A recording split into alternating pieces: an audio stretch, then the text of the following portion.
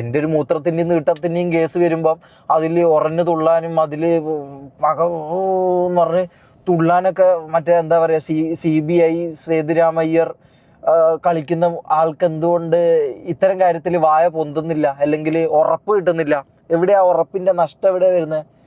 അതെന്താ ഈ പറഞ്ഞ ഓഡിയൻസിനെ ഇതാക്കിയിട്ടാണോ, അല്ലെങ്കിൽ ഓഡിയൻസിനെ പേടിച്ചിട്ടാണോ? ഈ പറഞ്ഞ പോലെ ഇവർക്ക് ഇത്ര ലക്ഷം ഓഡിയൻസ് ഉണ്ട്, അല്ലെങ്കിൽ ഇവർക്ക് ഇത്ര ഓഡിയൻസ് ഉണ്ട്, സോ ഇവരെ പറഞ്ഞു കഴിഞ്ഞാൽ നാളെ എനിക്കത് ബാധിക്കുന്നുള്ള ഒരു കരിയർ തന്ത്രമല്ലേ അതല്ലേ?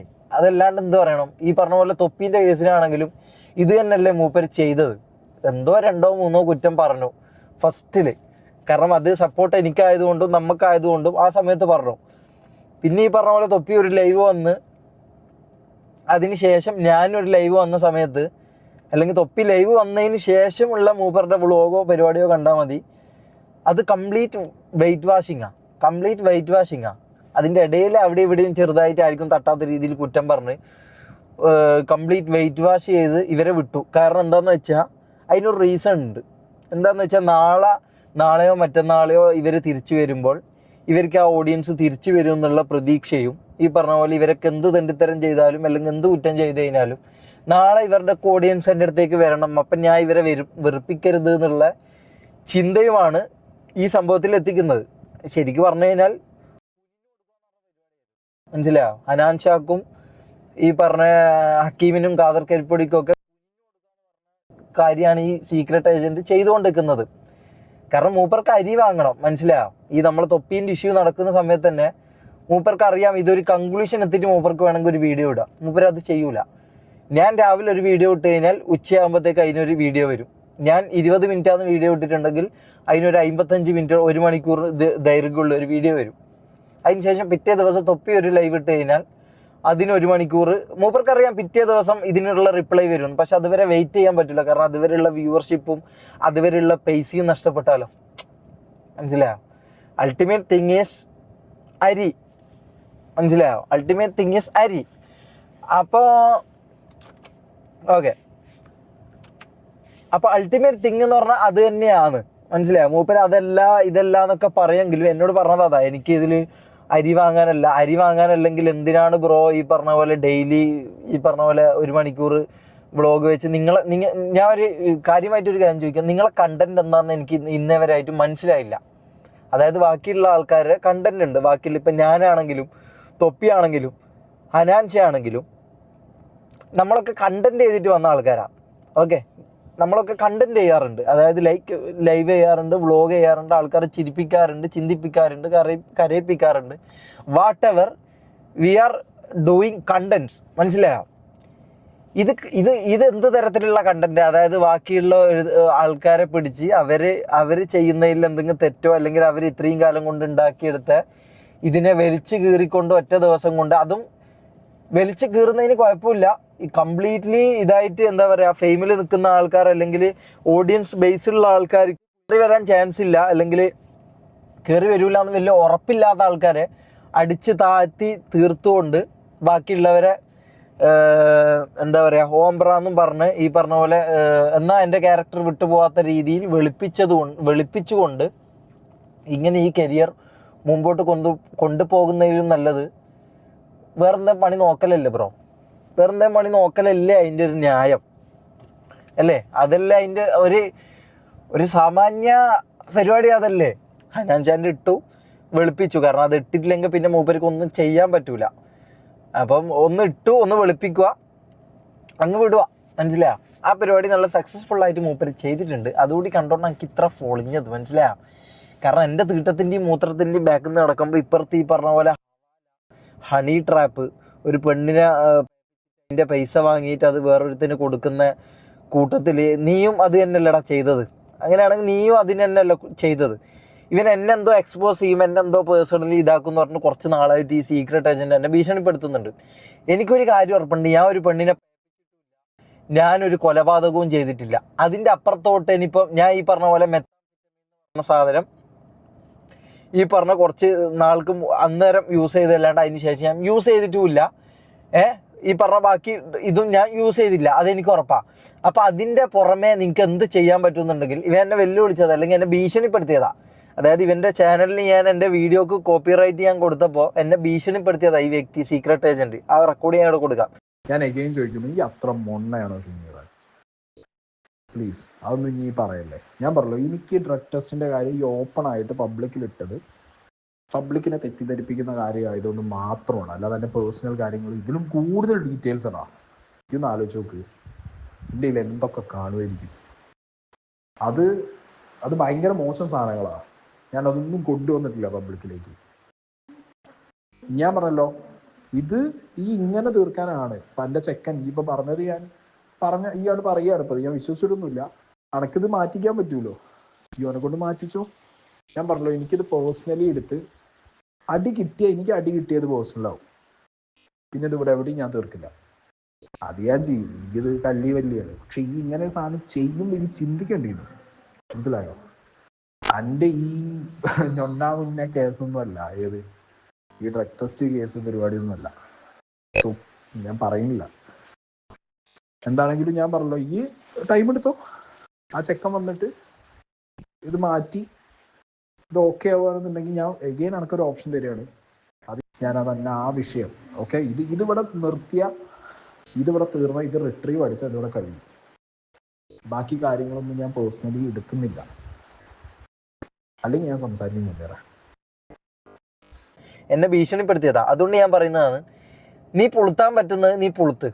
ഓക്കെ, നിന്നെ കൊണ്ട് ചെയ്യാൻ പറ്റുന്ന പരിപാടി ഉണ്ടല്ലോ, എന്താ എൻ്റെ ഭാവി തുലയ്ക്കോ, അല്ലെങ്കിൽ എന്നെ കുറ്റം പറഞ്ഞുകൊണ്ട് ബാക്കിയുള്ളവരെ വളർത്തിയോ, അതായത് തൊപ്പിയോ അനാൻഷായോ ഈ പറഞ്ഞ നിനക്ക് ഫേവറേറ്റ് ആയിട്ടുള്ള നിൻ്റെ മലബാർ ബെൽറ്റിനെ നിനക്ക് ഇതാക്കാനോ വാട്ടവർ നിനക്ക് എന്താണോ അവരെ ചെയ്യേണ്ടത് അത് നീ ചെയ്തോ.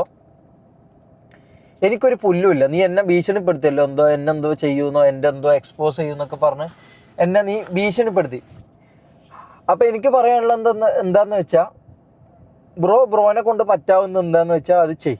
Okay, no problem. കാരണം ഞാൻ ഓൾറെഡി ഈ പറഞ്ഞ എൻ്റെ കുറേ ഫാമിലിയിലും ഇതിലൊക്കെ എനിക്ക് കുറച്ച് പ്രശ്നങ്ങൾ വ്യക്തിപരമായിട്ട് ഞാൻ കുറേ അധികം ബുദ്ധിമുട്ടി. ഞാൻ എന്താന്ന് പറഞ്ഞ് ഞാൻ സാധാരണ പിടിക്കാൻ വരുന്നില്ല. അപ്പം ഞാൻ നല്ല രീതിയിൽ ബുദ്ധിമുട്ടിയിട്ടുണ്ട്. ഇതിനൊക്കെ കാരണം നീയാ, മനസ്സിലായോ? നീ ഈ പറഞ്ഞ പോലെ ഖാദർ കരിപ്പൊടിയും ഈ പറഞ്ഞ ഹനാൻഷായും ഈ പറഞ്ഞ ലൈവിൽ വന്ന് മെത്തടിക്കുന്ന ഒന്നും നിനക്ക് മിണ്ടാൻ പറ്റൂലെങ്കിൽ പിന്നെന്ത് CBI ആണോ നീ? ഈ കണ്ടവൻ്റെ തീട്ടും മൂത്രവും മാത്രം പരിശോധിക്കാൻ നടക്കുന്ന CBI ആണോടാ സീക്രട്ട് ഏജന്റ് നീ? ആണോ? അതാണോ നിന്റെ ഈ പറഞ്ഞ ക്രെഡിബിലിറ്റി? നീ ക്രെഡിബിലിറ്റി എന്ന് പറയുന്നുണ്ടല്ലോ, അതാണോ നിന്റെ ക്രെഡിബിലിറ്റി? കണ്ടവൻ്റെ തീട്ടും മൂത്രവും പരിശോധിച്ച് അത് പോസിറ്റീവാണോ അത് നെഗറ്റീവാണോ അതിനുള്ള ഇത് ഞാൻ വേറെ വരുന്നുണ്ട്. ഈ പറഞ്ഞ തീട്ടവും മൂത്രവും നോക്കി നടന്ന് അത് തപ്പിയെടുത്ത് അത് ജനങ്ങളുടെ മുമ്പിൽ കാണിച്ച് മാസാവുന്ന നീ എന്തുകൊണ്ട് ഈ പറഞ്ഞ പെണ്ണുപിടി, ഉപയോഗിച്ചവൻ, വധശ്രമം, ഇതൊന്നും നിനക്ക് ക്രിമിനൽ ഒഫൻസ് ആയിട്ട് നിനക്ക് തോന്നുന്നില്ലടാ അരി? ഓക്കെ, അരി മൊണ്ണേ.